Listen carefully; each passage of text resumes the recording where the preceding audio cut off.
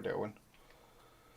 Good evening, ladies and gentlemen. Welcome to Atlantic Bushcraft Adventures. Tonight, episode 168. And you can see that Ben is back with us again this week. He was taking care of some personal stuff there for a little while, but you're back on the show, Ben. Glad to have you back. Thank you. Glad to be back. Can't promise there won't be other interruptions in the next little while, but I'll try to keep them to a minimum. That is what it is. Life comes first, friend. Life comes first. So what are we talking about tonight, Ben? So, actually, a friend of mine, a fellow viewer, reached out and asked me to talk a bit about solo bushcraft, things you can do by yourself when you just don't have a partner. Because we really do push, go with a friend, let people know where you're going and stuff. But sometimes, let's face it, it's not always possible, right? Sometimes we need to, we need that trip. Just, me, myself, and I go out in the woods and enjoy something. So just what can you do and how do you do it safely and why would you do it by yourself? And things like that. Because, a lot of us bushcrafters are solo bushcrafters, and there's various reasons. And a common one is I just can't find somebody who can go when I'm able to go. Things like that. So, we've both had to do it. Coordinating time is one of the hardest things you can do for anything, not just bushcraft. And bushcraft being a hobby is even, to a lot of people it's a hobby, I should say. It's even harder to try and make the time and then make that time coordinate with other people. Yeah, for sure. So I thought it was a good subject, a good topic for us to discuss and go over. So, I know that you do some occasion by yourself as well as I do. And I know we're acquainted with people who do a lot more solo stuff. So I think that's a good place to start. Not to interrupt there, Ben, is my fire radio coming in too loud? I still got that on kind of in the background as well. I don't hear it. But... All right, too cool. As long as nobody can hear it, that's fine.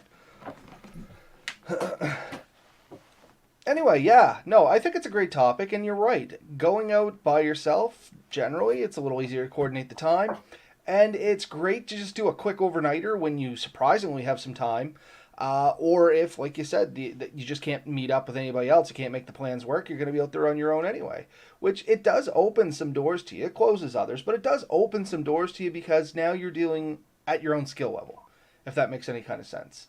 Sorry, go ahead. No, it definitely does. I kind of agree with you. When you have someone else with you, even if neither of you have a high skill level, that comfort and ability to converse and work together can kind of help bridge you past that gap. But when you do it by yourself, the onus is on you to sort of know what you're doing and be comfortable. And that's an important skill that not everyone has all the time. You know what I mean? Like it's something that you need to develop and work on. I think we've said it in the past, like a tiny noise in the woods can be pretty terrifying when you're all by yourself. When you got someone there to look to and feel, I'm okay, Robert's here, then that helps. But when it's just you, what was that might seem a bit more intimidating. So there's definitely that. And going out by yourself, just like you said, it kind of pushes you outside your own comfort zones as well. I guess two things I'm thinking of here.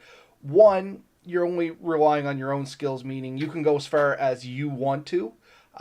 You're not trying to keep up with somebody or pull somebody along with you. You know what I mean? So you have that going for you. But the other thing is you might be apt to try some stuff on your own that you might be embarrassed to do in a group. You know what I mean? Like maybe you will play with primitive fire a little bit more. Once you get everything set up, you got some spare time. Like this is your reason for going out, but you're not so good at it. You want to work on it. It's a great way to do that, develop those skills if you are a little timid around other people. You know what I mean? Yeah, for sure. So I think we should talk a little bit first about safety, because one of the reasons we often kind of dissuade people from doing it is there is an element of safety that you miss out on when you're by yourself. You have no immediate backup. And how do you deal with that? Well, first off, before you leave, let someone know where you're going and when you expect to be back. Hmm. That's generally always a really good means, and there are programs out there that you can avail to. I know there's apps. I haven't used them, but I know Search and Rescue mentioned one where you could plan your trip and you post it on this app, and it will you kind of check out when you come out of it, and you can put alert numbers. So if you don't check out at a time, it alerts people. So there's systems like that. But the good old fashioned one is to just tell your wife, your girlfriend, your boyfriend, your wife, whatever, um, or just a buddy. Like, I'm going here. I'll be back this time. If you don't hear from me at this time, you know, come up with a plan, set the plan out, and then stick to the plan.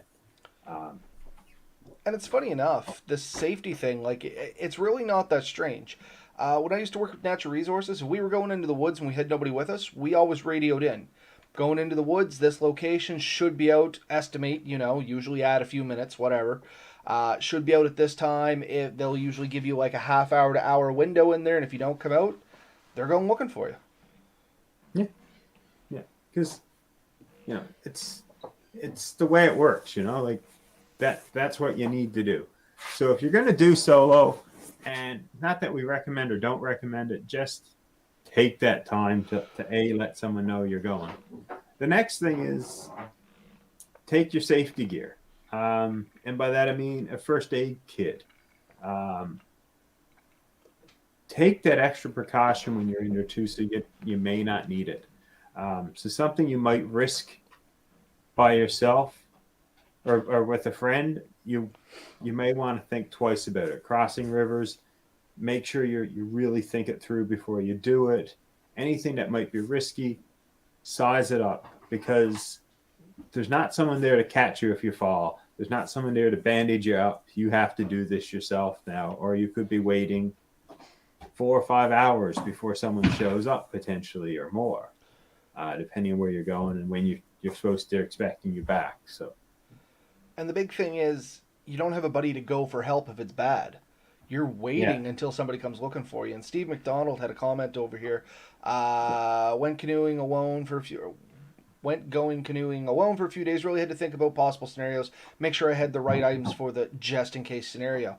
And that's the thing. Like, you are out there on your own. If something goes wrong, it's up to you and yourself to rectify the situation. Or, the other one is you're waiting however long it is that you told somebody to come looking for you. And if you go in on a Friday night, for instance, and you tell them you're not coming out until Sunday morning, and you get hurt on said Friday night, nobody's coming in for you until at least Monday. You know what I mean? Or Sunday evening.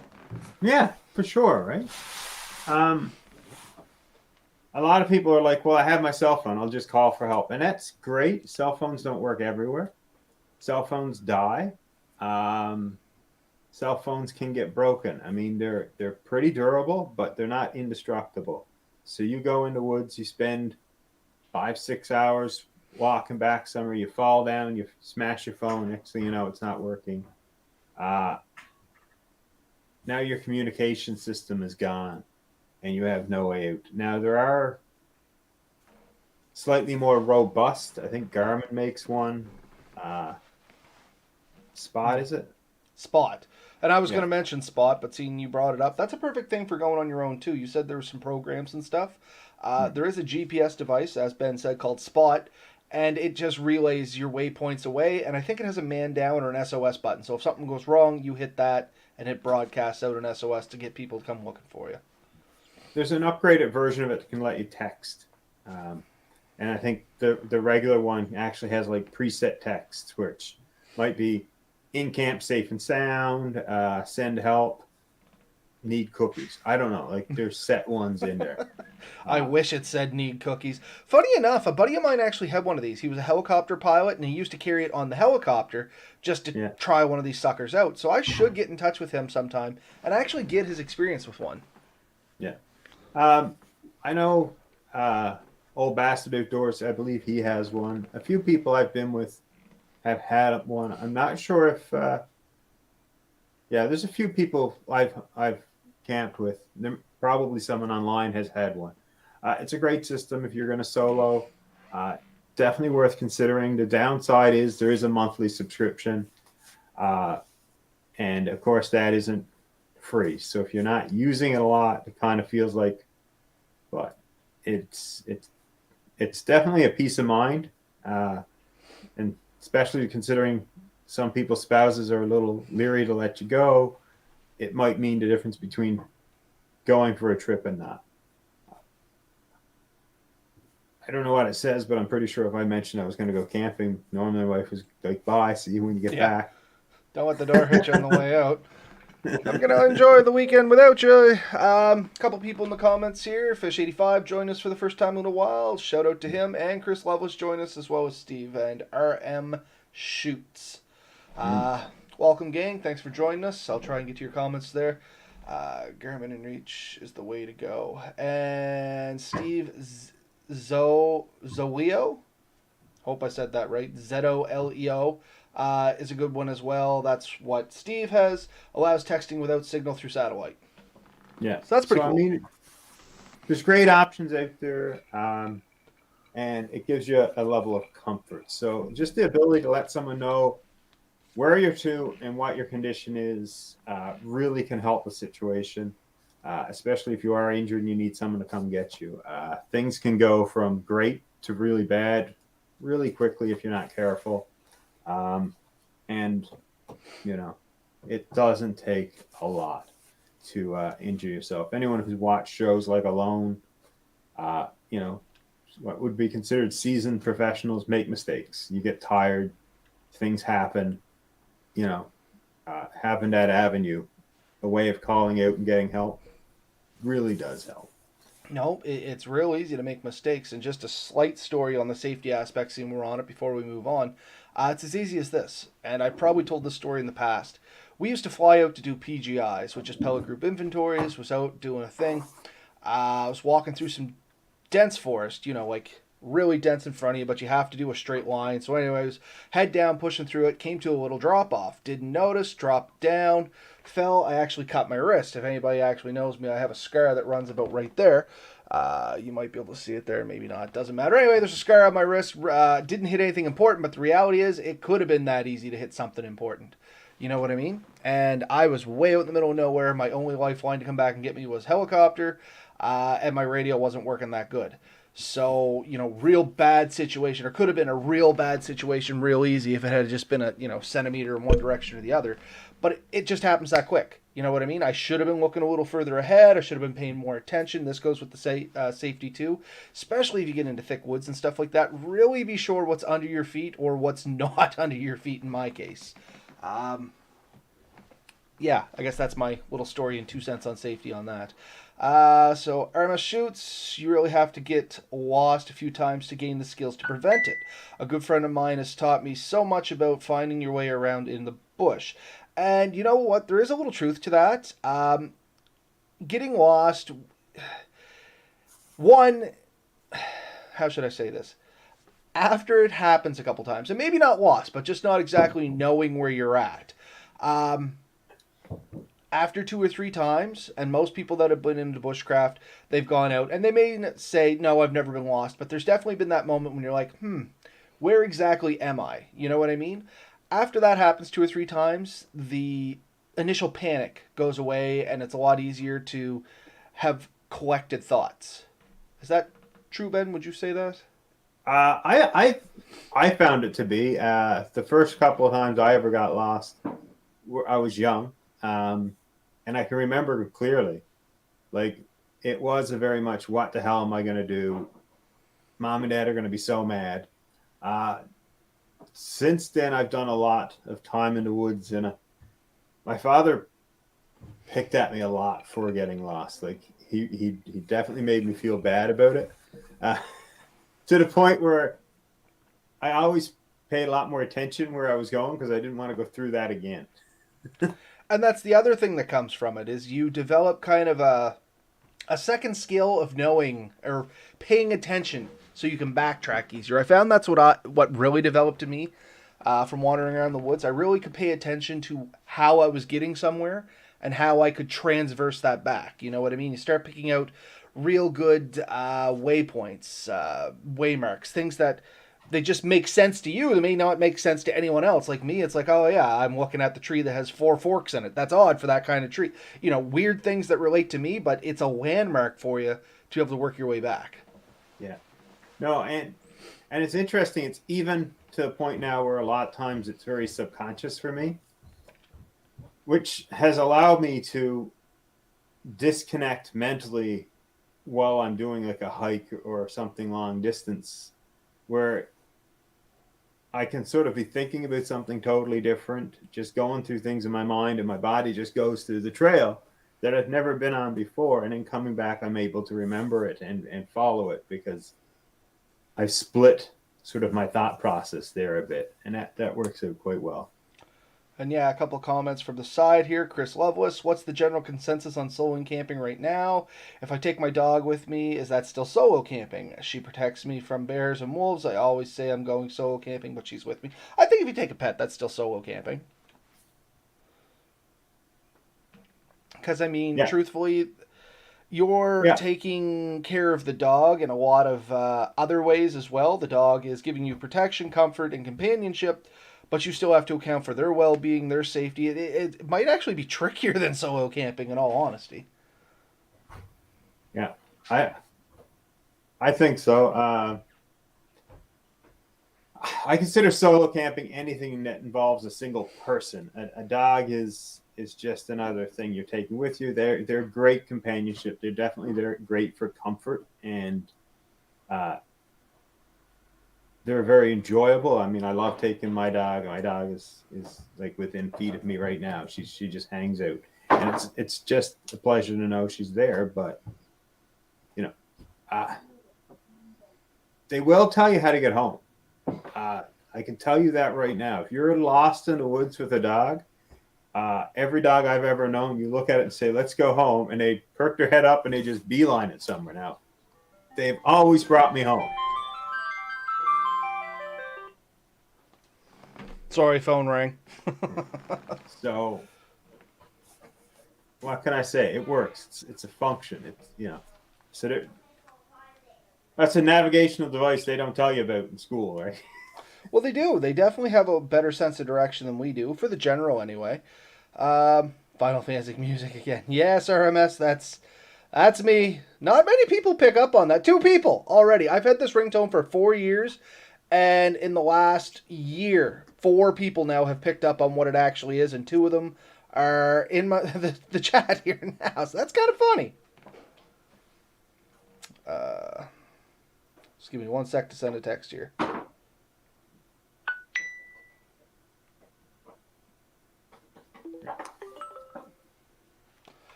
Okay, sorry about that. So, from the comments again, RMS, the 2 of them have gotten lost a good couple of times. Fun when you start recognizing that one tree and then it all clicks together, and that's exactly what we used to say, or what we said there. Dave, Real Big Monkey 1, I used to solo camp every weekend, but as I've gotten old as dirt, I'm a little more nervous about doing it. I'm nowhere near as healthy and agile as I used to be. Age matters. And that's true too. When you're solo camping, you have to be very aware of your own limitations and abilities. And don't lie to yourself either. Don't say, oh yeah, I can definitely do that 25-kilometer hike and then still be able to cut all my firewood and set up my tent and stuff like that. Like once upon a time, maybe 10 years ago, I could do that. Now, nah, not so much. Be realistic with yourself. I'm just gonna throw this out to Dave. If you want to go camping with me, just let me know. We'll figure it out. Okay, yeah, it was Roundabout Media. That's true. Dave, time to start going with a young companion to do all the dirty work and you can relax. And that's the other thing. As you get older and you develop the skills, it's definitely easy to pick up a protege or something like that wants to learn the skills, and you can say you are teaching them when you are just harvesting their services. I mean, it's a win-win. Everybody wins. But, yeah, so we did talk about some of the safety. Was there anything else you wanted to kind of hammer on the safety there, Ben, before we move on? Or No, and I don't want to hang around the safety too long, but I wanted to make sure we covered it before we get to it because there's plenty of good things about solo bushcrafting, solo camping to get into. So, let's get into a bit of that, because let's not be all down about it. Take a bit of time to be safe. Make sure people know where you're to. Make sure you have a way out. Yes, that's great. What can you do? Well, almost anything. And the beauty is, no one's going to judge it. No, nope. You're Right? your own critic and judge, right? Right. So you go out, if you want to do something foolish, or if you want to try something a little bit different, you want to push your skills, nobody's looking at you over your shoulder and saying, you're doing that wrong, or you should have done this, or wouldn't you have done it that way? Like, those are triggers for me. I hate it when people question everything I do. So when you're by yourself, you do it. And if it doesn't work, you laugh at yourself and you just do something different. Like, You're free to fail. You know what I mean? you're free to fail. And that is such a freeing feeling. And in a world where oftentimes, we are surrounded by people that are quick to question everything we say or do. It's try posting anything on social media and see how long it takes someone to question what you do. No, it's very true, and everybody has an opinion, and that is kind of one of the benefits and downsides to group camping. There is a whole bunch of opinions, but there's also a whole bunch of opinions. You know what I mean? Fish 85, free to fail story of my life. I know, right? But it's true. Failing is not failing. Failing is simply learning how something doesn't work, or learning the incorrect way of doing something. Failure is not complete failure unless you don't learn anything. And even in my best fails, and I've had some doozies in my life, I've always learned something. You know what I mean? Oh, I know, buddy. Few people have failed as good as me. Well, we all know the story, thought the lake was flooding. I've had motorcycle accidents. There's been a lot go wrong, but I've always learned from it. So, once again, being out there on your own, you're free to fail. Don't gamble on the important things, but sometimes it's worth taking some risks on the, not so important things. If you do have that lighter as a backup, try a different method of lighting a fire. If you do have that tent, maybe try making a shelter, a different design you're not used to. You are free to fail and learn as you go along very easily. Yeah. And so definitely that. Here's the other thing is there's just something relaxing about getting out there by yourself and wandering around. This is the time where you can kind of let your mind wander and center yourself. There's something trying to break into my house. Is it the chickens? No, I think someone's cleaning upstairs, but they're doing it vigorously. That's fair. Oh man, lost my train of thought. What did we just say? So it's the freedom. When you're going out, oftentimes what I'll do is I'll go for a solo hike. That's the easiest thing for me to do. I get 4 or 5 free hours. I'll grab a quick pack, nothing elaborate. Knife, first aid kit, maybe a drink, small snack, bare minimum stuff, and maybe a piece of kit I want to practice with. Maybe I want to try some different tarp layouts or something. I'll toss that in, whatever I want to do. And I go. You don't have to have too set of a destination, just a general area. I always let someone know I'm going to this hiking trail or that. Does that mean they're going to find me in a second? Probably not, because I'm going to take the left turn and the right turn and wander a bit. But at least they know the general grid squares I'll be near. Big one I do is I jump on the ATV. I'll jump on the ATV, take a few pieces of gear, go out, have a cook up, make a cup of tea, maybe take a tent that I haven't set up in a while and let it air out, hammocks, see what I can do there, tarp layouts, much like you said. That's all still solo adventuring in my eyes, in all honesty. Yeah. And it gives you the chance to do those things, like you said, with a completely clear and free mind. If I go with you, for instance, we're going to chat. We're going to discuss things. It's still going to be an awesome trip. But maybe I won't try as many things as I would have before because we're going to take some of our time.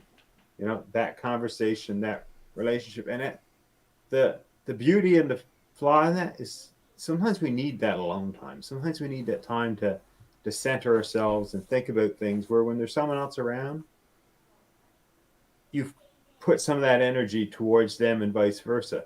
That takes away from that. So getting out there by yourself definitely helps with that. And you get a bit more time. That's all I was going to say. No, I completely agree with you. You do have a lot more time to yourself. You tend to do things a lot more fluid on your own. You know what I mean? Like you can drift from one project to another because you know your own schedule and how it's going to flow out. You're not really trying to work with somebody else on their schedule and making them coexist, much like trying to plan the trip. Um, the only other thing I was going to say was word of warning, and it's not really a word of warning. Don't get discouraged by this, just be prepared for this. If you've never done a solo by yourself and you get out there into some really quiet woods, if you've never heard the saying, the silence was deafening, the first time I really experienced that out in the woods, it is, I don't want to say unnerving, it's an experience because you don't really understand the meaning of that until you've experienced the meaning of that. Do you know what I mean, Ben, or am I just talking crazy here? No, no, I know what you mean. When you're by yourself, it can be overwhelming the first few times. I think you grow used to it. You crave it after a while. Oh But yeah, and that's what I mean. Don't be discouraged by it. Just be prepared for it. yeah. And Fish 85 has to take off. Have a good night, man. We'll catch you on the next one, buddy. But yeah, the first time I experienced that, the silence being deafening, I can remember I was laying in a tent. I was tent camping at this point. I was out in the woods, not terribly far from home, maybe 2, 3 kilometers. And I was just laying there at night and I was trying to go to sleep. And I'm like, why can't I sleep? And it was literally because the absolute lack of all noise. I wasn't around a river, there wasn't a breath of wind.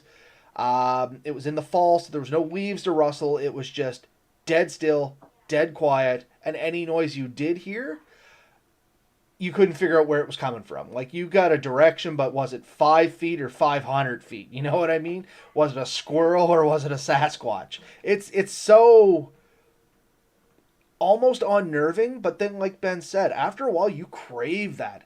It's so peaceful is the other side of that. Once you learn to accept it and you're not going crazy by it, it's so peaceful. It's so calming, it's so relaxing. Well, I mean, it's probably on par with the sensory deprivation chamber. Like, you go in, they set a set temperature to turn off all light, all sound. And it's just, people can't take it. Like, they lose track of time. They start to wonder if they've been in there for minutes or days. Just give me one Uh, sec there, Ben. All right. Sorry, it was just a follow up on that fire call. What was that, buddy? so it's sort of like a sensory deprivation chamber. Like, after a point, you kind of like you question: is it been minutes, days? Like, I really don't know. Uh, and, and it does take some getting used to for sure, but it is definitely interesting to do, and I think everyone should try that once in their life at least. To be completely alone, not have the hum of machinery and cars and the whistling of wind in their head. Just get away from it all. It is Uh, so awesome and terrifying to be left with your own thoughts, depending on what you're thinking about. Me, I'm crazy as a bag of hammers, so my mind starts to wander in interesting places. But I like it. That's the difference. I like it. I like it in my head. I just don't think anyone else would. Definitely not. But no, we talked about some safety, some goods, some pros, some cons. Uh, what else would you like to talk about on this one, Ben? So someone asked, like, what were the activities you can do, and we started off with, well, pretty well anything. Um, it is your time, and that's what you want to get into your head. Like, this is when you do that, it's your time. Choose an item, choose a thought, and say, this is what I'm going to concentrate on. I'm going to concentrate on my knife carving skills, my fire building skills, my tarp skills, my, you know, tool making, rock identification, tree identification, animal identification, my photography, my GPS skills, my map and compass, um, you know, cooking. What foods can I cook? You know, it's a really good one for a day trip, especially if you're planning a long trip and you have like 5 or 6 days of meals to come up with. Do a bunch of day trips and take a meal for each one and make it that you're planning on taking on your long trip. And that way you'll kind of know what works and what doesn't, what tools you're going to need.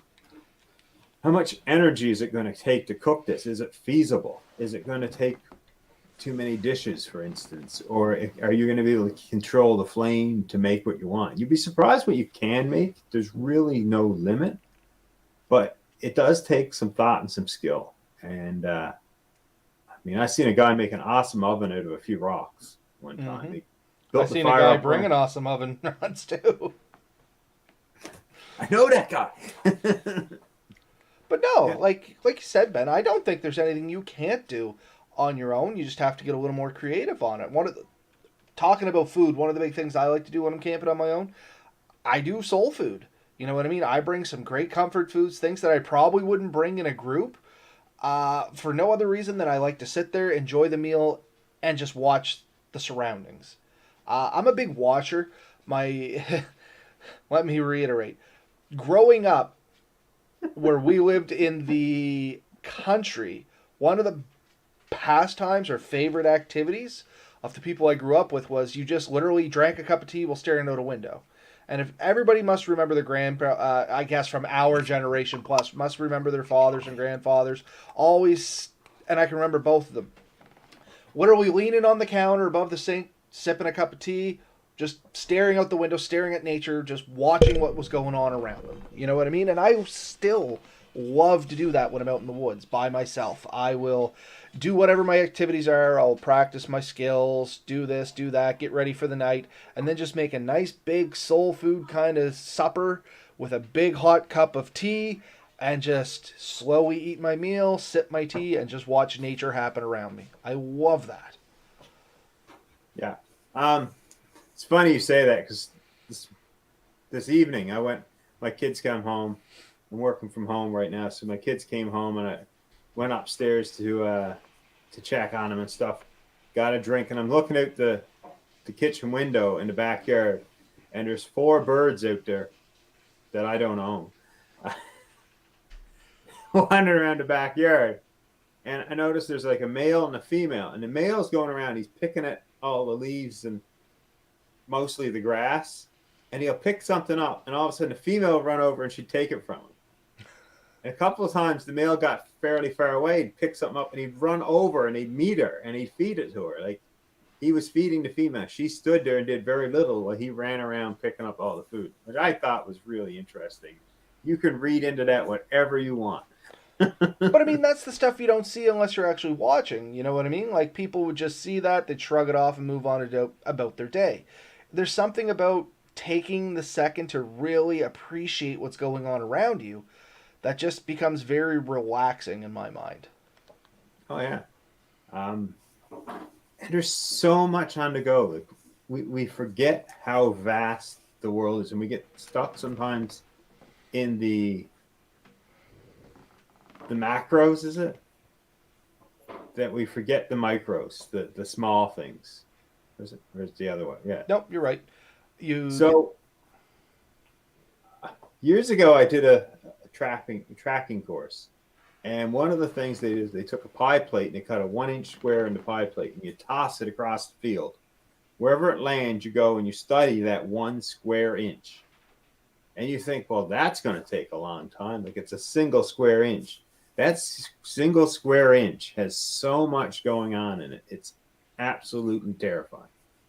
Well, that's the thing. When you take the time to broaden your scope or narrow your scope, whichever way you want to look at this, to accept that there's so much more going on around you than yourself, it really puts everything into perspective about how, as an individual, how small or how small we are in the scope of things and how big the world is in our scope of our own individuality. Yeah, for sure. Didn't mean to get all philosophical on you, but no. But when else do you get a chance to really do that? To sit back and take it all in. And by it all in, I mean listening to every bird, watching the leaves and how they move in the wind, and watching like in the distance and seeing how the wind is a constantly changing and moving thing by watching the leaves and stuff of the trees and how they bow and bend. Listening to the water and just taking a look and seeing how the water has changed the landscape. Watching what's coming down the stream. There's so much you can do in those few free moments that there's nothing to distract you from it. And when you're doing that, that's the time you pick up the extra skills. That's the time when you just whittle something neat. You get that inspiration to try something you wouldn't have before. No, I completely agree with you, and it's kind of a thought on this, but this topic just kind of sparked another thought. So a slight side tangent, but slightly along the same rails here is I was reading a study once that everybody always says the older you get, the faster time goes. Going to the woods is a good way to slow time down, and the whole idea behind this is, or the whole idea behind the older you get, the faster time goes, is because you start going on autopilot for a lot of your stuff. If you remember as a kid, every day was exciting. You learned so much new stuff. The day seemed so long. So much was going on around you. It was all new, new, new, new, new. You were learning, learning, learning, learning. As you get older, you kind of flip into autopilot. Yeah, you might learn the odd thing, but you're just kind of breezing through the day. Everything just kind of runs itself, and the day's gone. And I hear this a lot with people I talk to. Oh, it seems like every year gets faster, and it probably does because you autopilot more and more and more every day. So getting out there into the woods, you get to flip that switch. You can't autopilot being out in the woods, especially if you're, well, I guess you can, but generally we don't as bushcrafters. That's the time we actually take the time to focus up and watch what's going on around us, slow things down, once again, bring us all back into perspective. You know what I mean? I feel like there was a movie that did a play on it. And there could be. I don't know. Like I said, just our last thought kind of brought that one back in. And like I said, it was a tangent, I know, but I think it was relevant to the conversation. Maybe it wasn't. But in the movie, a guy had a remote control and he could fast forward the boring times and he went to all the exciting times. Oh, yeah, it was Click or something. It was an Adam Sandler movie, wasn't it? Yeah, I think so. And yeah, and he realized around the end that he had fast forwarded all the good times by accident. Like, long story short, take the time to appreciate everything. If you want to pull the most philosophical thing out of this conversation is appreciate every second. And getting out in the woods, it's an easy way to appreciate every second. Like Ben said about the square inch, there's so much going on there. Don't just dismiss it.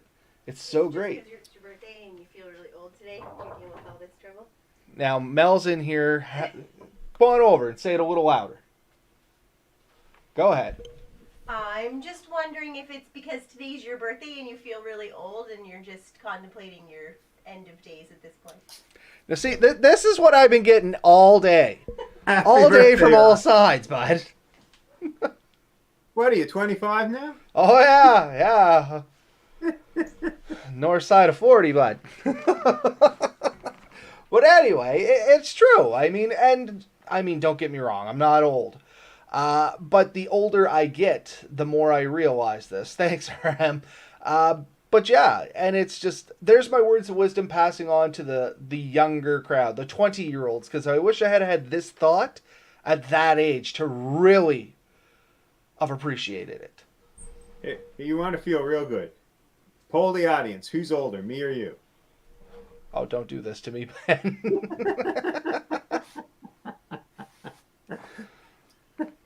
But anyway, yeah.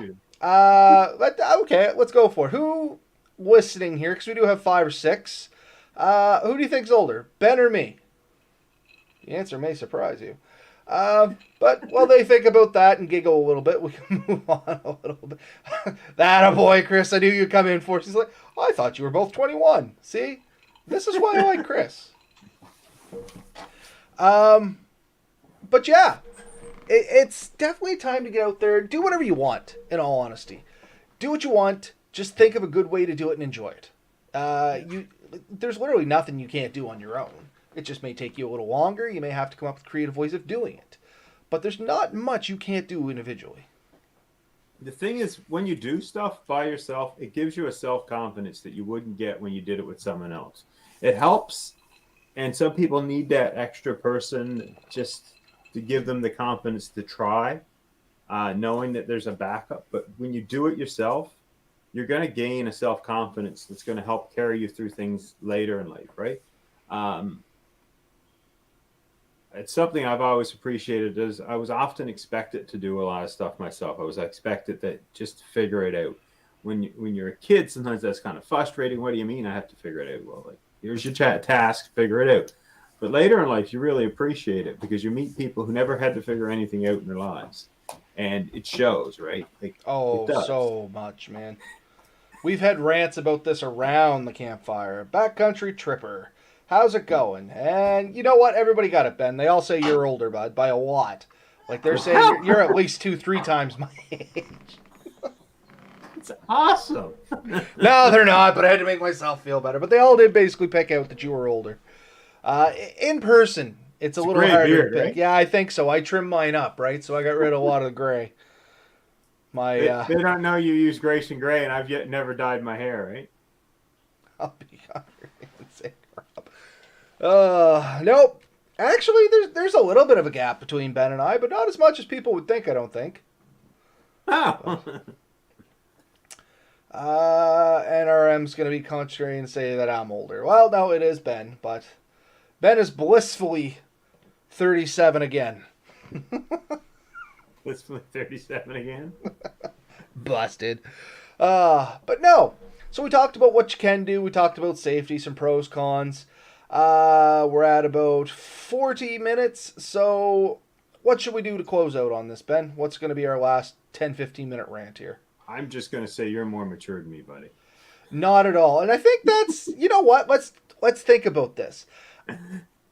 Are any bushcrafters actually mature?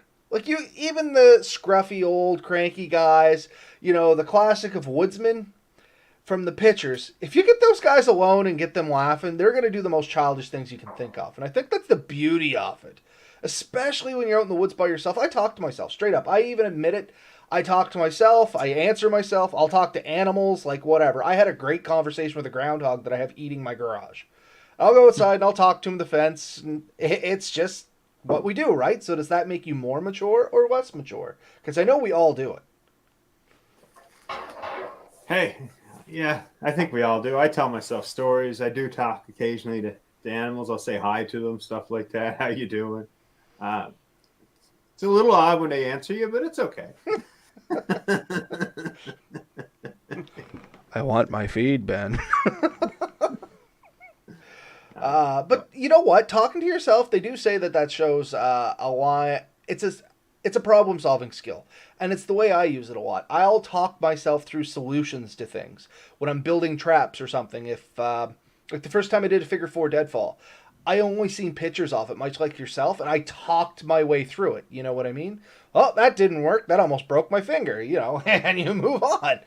But Yeah, and that's something, you know, a lot of the skills that a lot of us have seen, because unfortunately we oftentimes didn't have that mentor, that person to teach us all the stuff, simply because a lot of it just wasn't done by our friends and family. And unless you do it yourself, you really don't have that skill. Like you said, a figure 4, I've seen it 100 times in a book, and it never made 100% sense to me, or it did while I looked at the image. As soon as I turned my head, it was gone. But then I built one with you, and it just clicked the first time I seen it. I was like, oh, that's what that meant. That's how that's supposed to be. Now I think I could do them in my sleep, and I've only done a few dozen. But I got it, right? But that's the thing. You get to test it, talk your way through it, and it gives you those skills that you can carry on to the next thing. Now you got the basic, like the joining notch on that figure 4 and the 7 notch into a V notch and all that good stuff. You can take that into other stuff once you figured it out. And if you're building a different trap, you can be like, oh, you know what would go good here? A V notch or 7 notch. And you know what? It just keeps going down. So a couple things from the comments here, just because I know Mark Monroe for once, he's only can stay for a couple seconds, so I'll bring light to his comment. He said, "Hi guys, my Wednesday evenings have been a bit busy, but I'm working on opening them up so I can come more regularly. I can only be on for a couple seconds tonight, but I just want to drop by and say hi. So first and foremost, hello Mark. Thanks for joining the show. Sorry you couldn't stay a little longer, but we do look forward to getting you on here another time. Backcountry Tripper, 3 out of 5 voices say I'm sane, so majority wins. I love that, and I agree with it 100%. Chris Loveless, I still can't figure out how to tie the hammock straps. I just eventually stopped taking the hammock. And you know what? Maybe that's to the point where you should just ask somebody to give you... You know what? We have a tutorial. Go check out the Nova Scotia Bushcraft YouTube channel. not the Nova Scotia Bushcraft, the Atlantic Bushcraft Adventures. Sorry, I got 2 pages open here. Check out the Atlantic Bushcraft Adventures YouTube channel under hammock setup, and Ben does a great tutorial where we walk through a new hammock that I had and we set it up start to finish. It should show you what you need. I guess, because I think you mentioned, I didn't catch our last couple of shows, unfortunately, but I think you did mention that there is some changes coming with me. Yeah, and seeing you're on here, good time to chat about where there's 2 of us, because I did talk about it 2 shows ago when it was just myself, but I was very vague. I had a lot of stuff, to be honest, because I wanted you to be on the show to say what you wanted to say about it, and more than me just riddle off assumptions. So some of the people that know us a bit better, who talk to us more frequently, probably know what's going on. Other people, I'm probably somewhat limited in what I can fully say, but the fact is I will be leaving the province. And that's often for times the first question people ask is, what does that mean for Atlantic Bushcraft Adventures? And as far as me and Robert are concerned, we are going to do our best to continue. Unfortunately, it does mean we won't be both in the Atlantic provinces anymore. I will actually be in a Pacific province in the future. There's still a few months before that fully transitions. And some people said, does that change the title? And I don't think right away that Not right away, because you're still Atlantic at heart. Yeah, still Atlantic at heart. I was still born in the Atlantic. I still spent most of my life in the Atlantic provinces. And I doubt that I will ever catch up on the Pacific side and say I've spent as much time in the Pacific side as I did the Atlantic side. Simply because I don't know if I want to live that long, because you guys have just pointed out that I am ancient. Oh, nothing like the internet for a confidence boost. One of the things you folks may see, and we've chatted about this just very loosely, we may do the podcast a little later. It just works out a little better for Ben because he'll be in a different time zone to me. And frankly, it doesn't matter to me putting it off 1 more hour. That might be a little inconvenient to some of our local listeners. However, if you're some of our overseas listeners, that may open up some doors for you. Yeah. So other than that, we will still load the podcast up the same as we always did. We will have most of the avenue. It may mean that we're going to get some West Coast content. So some locations and stuff, and we can talk about stuff that's more coast to coast. Missing a lot of the center. I'm sorry, I've heard people say Ontario is Eastern Canada, and I disagree wholeheartedly. It's Central. Yeah, I'm kind of with Ontario being Central Canada too. But to be fair, there's a lot of people that think Canada basically ends around Quebec. New Brunswick sometimes, and then Nova Scotia's just kind of forgotten about. We're the redheaded stepchild on the east there. Oh, what's Nova Scotia? What's Newfoundland and PEI? Well, it's a little bigger, right? It's off. Most people don't forget about that. It's just little old Nova Scotia gets overlooked sometimes. PEI is forgotten altogether. Oh, PEI is gone. That's not even a province in some people's eyes. That's just an island. That's it's definitely an offshoot of a different province. You know what they say, West Coast, best coast. Who said that? That's Backcountry Tripper. But no, we're definitely going to continue going forward with the podcast. We may tweak the times. I think the content, our get-togethers will obviously not be as common. However, there's still going to be times when we'll meet up. And we'll try and get some content in there as well, but it just won't be as frequent. But I don't think the actual podcast, once we get on and broadcasting, are going to change a whole lot. Because regardless of where we're at, our rants are going to be the same. Yeah, for sure. I do hope to get back at least for a few weeks every year. I still will maintain some property in this coast, so I do want to visit that. And hopefully Robert will come out and visit, and that'll be where we can meet up here. And maybe if we try hard enough, we can convince Robert to come out and visit me, because, I think he needs to climb one of those mountains with me. You know what? It's a tempting offer, and it may not be as unachievable as I would think. I might be able to, like, I got some ideas, and we'll talk off the podcast. There is a direct flight from Halifax to Vancouver, by the way. So RMS says it's definitely going to be a longer motorcycle trip to meet up. It'll be a little bit, 20 hours or more. Especially considering I sold my motorcycles. Well, I got a pedal bike. It's pretty. It's pink. It's a training one. It's my daughter's, however. It's the only pedal bike we have. I'm actually planning on buying one when I'm in BC. So, a pedal bike, that is, not a motorcycle. Well, get one of those motorized motors that go on the pedal bike. Then you get the best of both worlds. Actually, I have one in the garage. Very good. Welcome to BC. I think you'll love it. It's a backcountry trippers from BC. So you may have a new friend out there, depending on maybe location we'll meet and up stuff. backcountry. I'm running out of buddies on this side. I pissed them all off by offering to move. They're all Okay. just So we'll sad wrap up by here, it. I think. Yeah, because we're starting a tangent out there. But yeah, there's a better way to address the whole things are changing. As Ben said, it's going to be a little while yet. There's still some transitioning time here. But worst case, it's going to be a little later in the evening.